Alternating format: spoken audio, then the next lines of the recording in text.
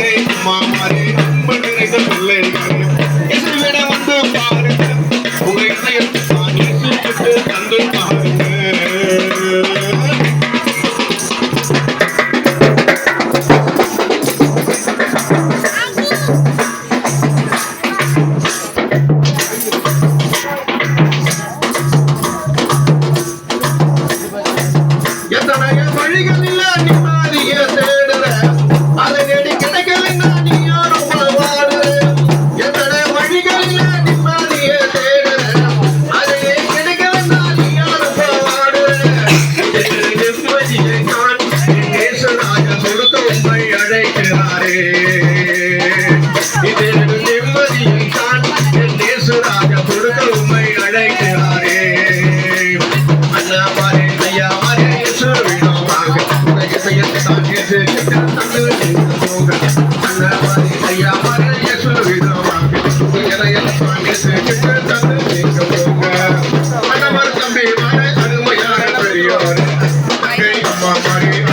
தேச பிள்ளைகள் என்னை விட வந்து பாருங்க உங்களை இதயத்தால் ஏற்றுக்கிட்டு சந்தோஷம் பாருங்க.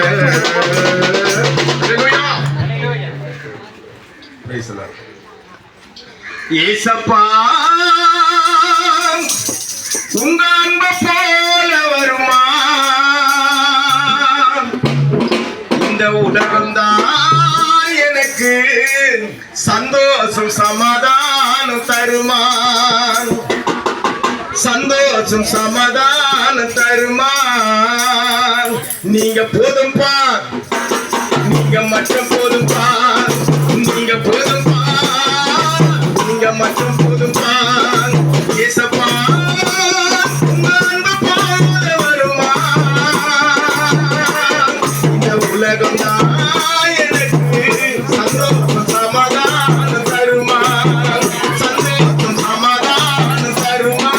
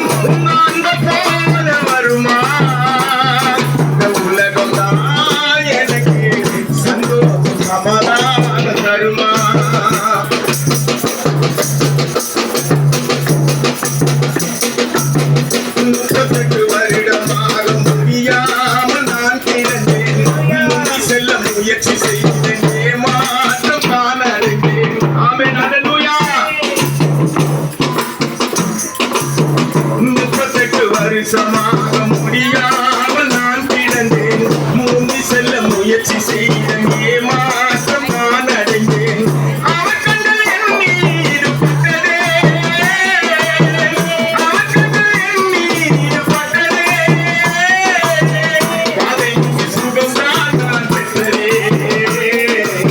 வியாதிகள் என்று அவர் கரம் தொட்டதே. எப்போதும்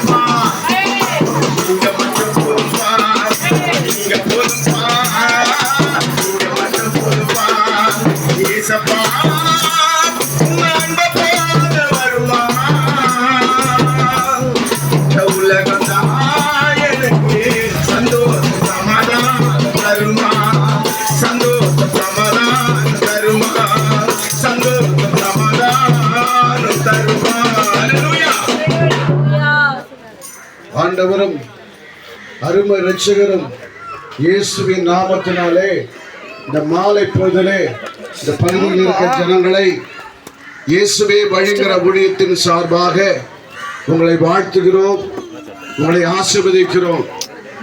இயேசப்பா, நீங்க மட்டும் போதும். இந்த உலகத்துல வேற எங்கேயும் சந்தோஷம் இல்லை, சமாதானம் இல்லை. சாராயம் குடிச்சா 100 ரூபாய் செலவு பண்ணும், வயிறு கெட்டு போகும், குடல்லாம் புண்ணாயிடும், உன் மனைவி விதவையாவாள், விபத்து உண்டாகும். ஆனா இது சமாதானம் கிடையாது. நான் சொல்லுகிற இயேசு உலகம் கொடுக்கிற பிரகாரமாய் அல்ல, என்னுடைய சமாதானத்தை கொடுக்கிறேன் என்று சொல்கிறார்.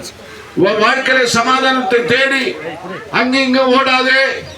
இயேசுவே மெய்யான தெய்வம், அவரை தேடி வா, உனக்கு சந்தோஷத்தை சமாதானத்தை தருவார். வருத்தப்பட்டு பாரம் சுமக்கிறவர்களே எல்லோரும் என்னிடத்தில் வாருங்கள், நான் உங்களுக்கு இளைப்பாறுதல் தருவேன் என்று சொல்லுகிறார். உங்க வாழ்க்கையில எப்படிப்பட்ட வருத்தம் பாரம் சுமந்து கொண்டு இருக்கீங்க, அந்த பாரத்தை, அந்த வேதனையை, அந்த துக்கத்தை மாற்றக்கூடிய ஒரு தெய்வம் உண்டு. அவர்தான் இயேசு. அவர்தான் உலகத்தின் இரட்சகர். பாவங்களை சாபங்களை மன்னிக்கக்கூடியவர், உன் நோய்களை குணமாக்கக்கூடியவர். உனக்காக கல்வாரி சிலுவையிலே இரத்தத்தை சிந்தி ஜீவனை கொடுத்தவர். அவர் இன்றைக்கு உயிரோடு உள்ளார். உன் வேதனை நீங்கும். வேதம் சொல்லுது, அவருடைய தழும்புகளால் குணமானாய். உன்னுடைய வாழ்க்கையில வியாதியோடு இருக்கிறாயா, வெறுக்கப்பட்டு இருக்கிறாயா, குடும்பத்தார் மத்தியிலே அப்புறப்படுத்தப்பட்ட நிலையில் இருக்கிறாயா? ஆண்டவர் உன்னை நேசிக்கிறார். நீ எந்த நிலையில் இருக்கலாம். வியாதியா இருந்தா குடும்பத்தார் நேசிக்க மாட்டாங்க, ஒதுக்கி விடுவாங்க. இப்படிப்பட்ட ஒரு சம்பவம் நடந்தது, அதை கண்ணால கண்டேன். குரோம்பேட்டை ஜிஹெச்சிலே ஒரு மனிதர் எய்ட்ஸ் வியாதியிலே பல ஆண்டுகளுக்கு முன்பாக இருந்தார். அவருடைய வாழ்க்கையிலே இயேசுவின் அன்பை சொல்வதற்கு ஜெபிப்பதற்கு போயிருந்தோம். ஆனால் அவர் மிகுந்த வருத்தப்பட்டார். அவர் கையை பிடிச்சு நாங்க ஜெபம் பண்ணோம். அப்ப சொன்னாரு, ஐயா, என் மனைவி கிட்டக்கே வர மாட்டேங்கிறான், என் தம்பி ரொம்ப தூரத்துல இருக்கிறா அப்படின்னு சொல்லி வேதனைப்பட்டார். ஒரு எய்ட்ஸ் வியாதி வந்து விட்டாவே மனைவி தூரமாய் போய் விடுகிறாள், சகோதரன் தூரமாய் போய் விடுகிறாள். ஆனா இயேசு உன்னை தேடி வந்து உன்னை குணமாக்க விரும்புகிறார். நீ எந்த நிலையில் இருக்கிறாய்? உலகம் உன்னை வெறுக்கலாம். நீ செய்த பாவம் உன்னை குடும்பத்தார் வெறுப்பார்கள். ஆனால் என் ஆண்டவரோ உன்னை வெறுக்கவில்லை. உன்னுடைய வருத்தத்தை பாரத்தையும் என் மேல் வைத்து விடுங்கள் என்று உன்னை அன்பாய் அழைக்கிறார். எந்த மனுஷனையும் கிறிஸ்து இயேசுவுக்குள் தேறினவனாக நிறுத்தும்படி அவரையே அறிவிக்கிறோம். அருமையாக பாடினாங்க. 12 வருடமாய் வியாதி உள்ள ஸ்திரீ தன் பணத்தால், தன்னுடைய ஆசையால், மருத்துவரால் கைவிடப்பட்ட நிலை இருந்தது. அந்த வியாதியிலிருந்து குணமாக்க முடியவில்லை. அந்த பெரும்பாடு அவளை துயரப்படுத்தினது. இயேசு வருகிறார் என்று கேள்விப்பட்டார். இயேசுடைய வஸ்திரத்தை தொட்டால் சுகமடைந்தார். இந்த மாலை வேளையிலே உன் வாழ்க்கையிலே இயேசு, நீ எப்படிப்பட்ட வியாதி இருந்தாலும், சூனியங்கள், மாந்திரிகள், செய்வினைகள் எதுவாக இருந்தாலும் இயேசு உன்னை குணமாக்குவார். இந்த இயேசுவை தேடி வரியா? இன்னைக்கு அவருடைய உன்னுடைய இருதயத்தில் ஆண்டவருக்கு இடம் கொடுப்பாயா? அப்படி இடம் கொடுப்பாயனால் உன் வாழ்க்கை ஆசீர்வதிக்கப்படும். இயேசு உங்களை அன்பாய் கூப்பிடுகிறார், உன்னை அன்பாய் அழைக்கிறார். உன் வாழ்க்கையில விடுதலை உண்டு. இன்னைக்கு உனக்கு ரட்சணை நாள். இன்னைக்கு ஒரு ஆண்டவருடைய ஆசீர்வாதத்தின் கரம் உன் மேல அமரும். யாருக்காவது ஜெபிக்க வேண்டுமா? வியாதியில் இருக்கீங்களா? கஷ்டத்தில் இருக்கீங்களா? பலவிதமான போராட்டத்தின் மத்தியில் இருக்கீங்களா? வாங்க, உங்களுக்காக ஜெபிக்கிறோம். உங்க சிறை இருப்பு மாறும். காசு கொடுக்க வேண்டாம், பணத்தை கொடுக்க வேண்டாம், மந்திர கையெல்லாம் கட்ட வேண்டாம்.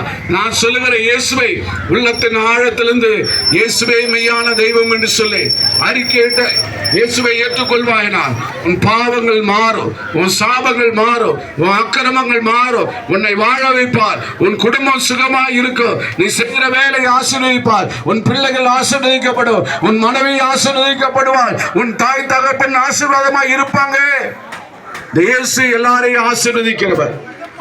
வாங்க, இந்த இயேசுவை ஏற்றுக்கொள்ள வாங்க. உங்களை அன்பாய் அழைக்கிறார். நானே வழியும், நானே சத்தியமும், நானே ஜீவனுமாய் இருக்கிறேன் என்று சொன்ன தேவன் உங்களை அன்பாய் அழைக்கிறார். வாங்க, கர்த்தர் உங்களை ஆசீர்வதிப்பார்.